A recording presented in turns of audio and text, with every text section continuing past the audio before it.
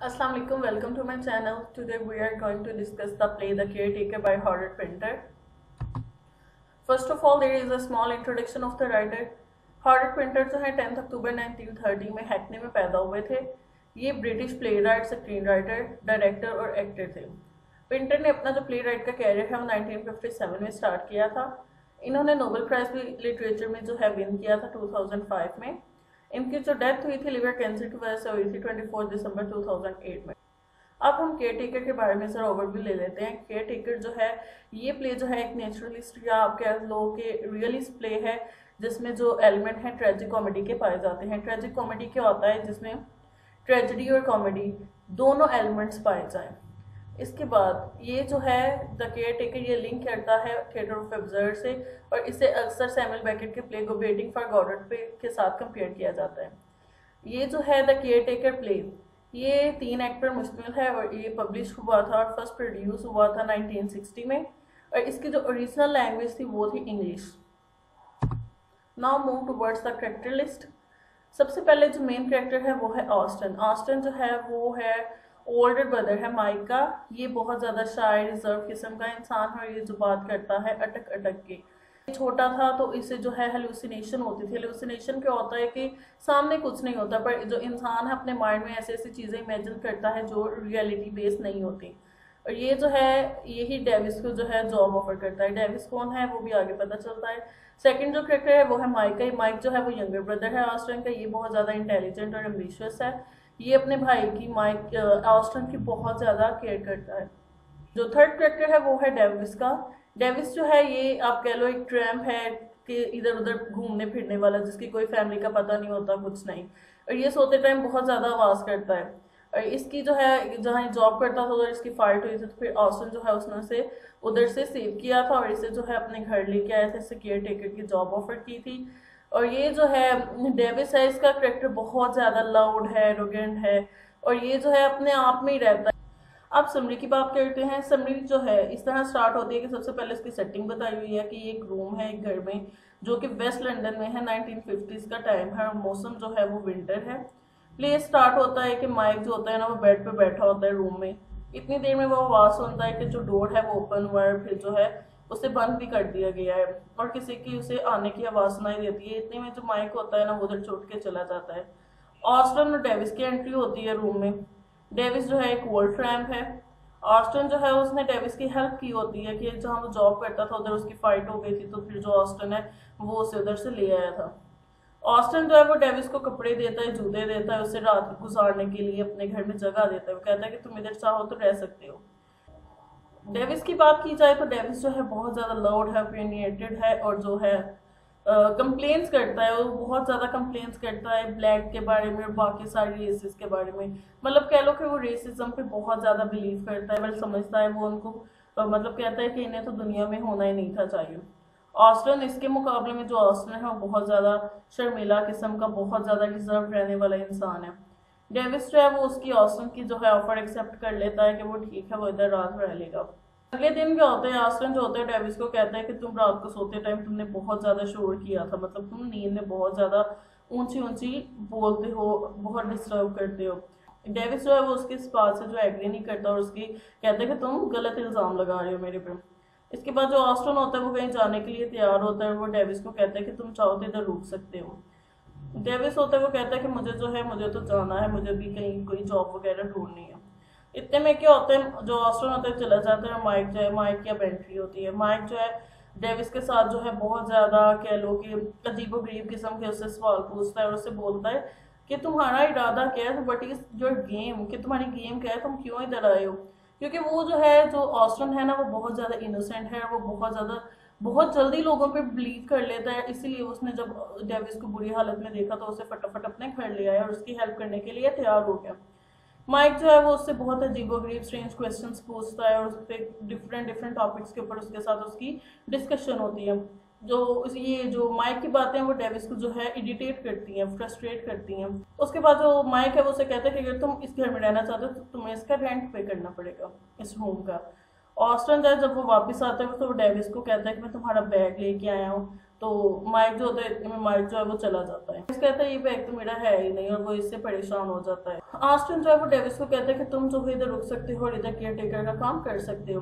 सोचा होता है कि मैं कहीं जाके कोई जमीन को डेकोरेट करने वाला काम स्टार्ट करूंगा, कोई मतलब कह लो इंटीरियर डेकोरेटर वगैरह का काम करूंगा, इंटीरियर डेकोरेशन का। पर जो है उसे जब पता चलता है कि इसने ये जॉब बोली है तो खैर उसे जॉब तो चाहिए ही चाहिए थी, तो वो फिर एग्री कर जाता है उसकी इस जॉब के।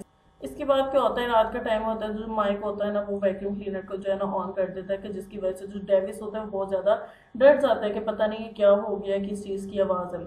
उसके बाद जो माइक और डेविस की जो है डिस्कशन स्टार्ट होती है।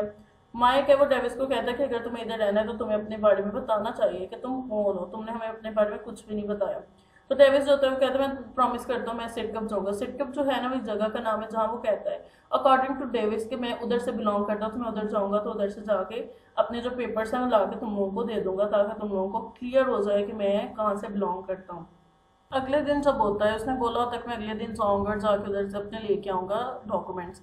अगले दिन वो जब उठता है तो वो कहता है कि मौसम बहुत खराब है, तो वो ऐसे झूठे बहाने बनाने लग पड़ता है कि मौसम बहुत खराब है, मैं फिर किसी दिन जाऊंगा।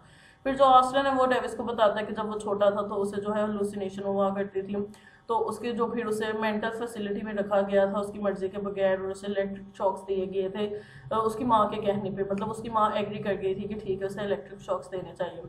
वो सोचता है कि इन चीजों ने मुझे अब बहुत ज्यादा स्लो बना। अब जो सीन है वो 2 हफ्ते बाद पे जो है शिफ्ट हो गए होते हैं। अब जो डेविस है वो ऑस्टिन से बहुत ज्यादा फ्रस्ट्रेट हो जाता है, वो उसकी शिकायतें जो है ना माइक को लगाता है। एक रात जो है ऑस्टिन वो डेविस को उठा देता है, क्योंकि वो सोया होता है, सोया भी बहुत ज्यादा शोर कर रहा होता है, तो जो ऑस्टिन है वो डेविस को उठा देता है और कहता है कि तुम बहुत ज्यादा शोर कर रहे हो।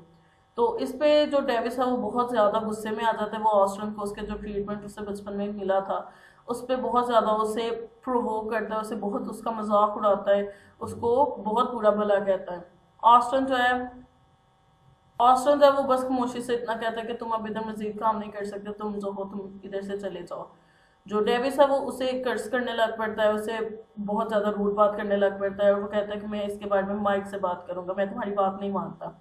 उसके बाद जो है वो माइक के पास जाता है और उसे बताता है कि मुझे ऑस्टिन जो है उसने ये सब कहा है, तो अब तुम ऑस्टिन को इधर से निकाल दो। माइक पहले उससे प्रिटेंड करता है कि हाँ ठीक है मैं तुम्हारी बातों से एग्री कर रहा हूँ, पर बाद में वो डेविस के साथ जब अपनी डिस्कशन स्टार्ट करता है कि कहता है कि तुम अभी तक अपना कोई प्रॉपर डॉक्यूमेंट्स वगैरह कुछ भी नहीं दिए, तो इधर इनके दरमियान बहुत ज्यादा हेटेड आर्ग्यूमेंट स्टार्ट हो जाते हैं। इधर डेविस वो ऑस्टिन को नटी बोल देता है, जो चीज माइक है ना उसे बहुत ज्यादा बुरी लगती है, वो उसे उसी टाइम कहता है कि तुम अभी के अभी इधर से चले। डेविस जो है ना उसी वो से जितना उसने काम इधर किया होता है उसके पैसे वगैरह सब उसकी सर्विसेज के उसे पैसे देता है और कहता है कि तुम अभी के अभी इधर से जाओ। ऑस्टिन और जो माइक है ये दोनों एक दूसरे की तरफ देख के एक बहुत ही क्रीपी सी स्माइल देते हैं, जिससे इसके बाद क्या होता है माइक जो होता है ना वो उसे बोलता है कि तुम अभी के अभी इधर से चले जाओ, जबकि जो डेविस होता है वो बहुत ज्यादा रिक्वेस्ट कर रहा होता है कि प्लीज मुझे नहीं जाने दो, मतलब अपनी गलतियों पे माफी मांगता हूँ, मैं ऐसा नहीं करूंगा, वो प्रॉमिस उनसे करता है। पर जो ऑस्टिन और जो माइक होते हैं उन्होंने तो अपना पक्का कर लिया होता है कि नहीं अब हम इसे निकाल के ही रहेंगे। के साथ ही जो है वो कर्टन्स जो है वो गिर जाते हैं और जो प्ले है वो डेविस के जो है प्रोटेस्ट के साथ ही खत्म हो जाता है कि प्लीज मुझे नहीं निकालो, मुझे इधर रहना। हम बात करते हैं इसके थीम्स की। थीम्स में सबसे पहले है आइसोलेशन का थीम। आइसोलेशन का थीम इस सेंस में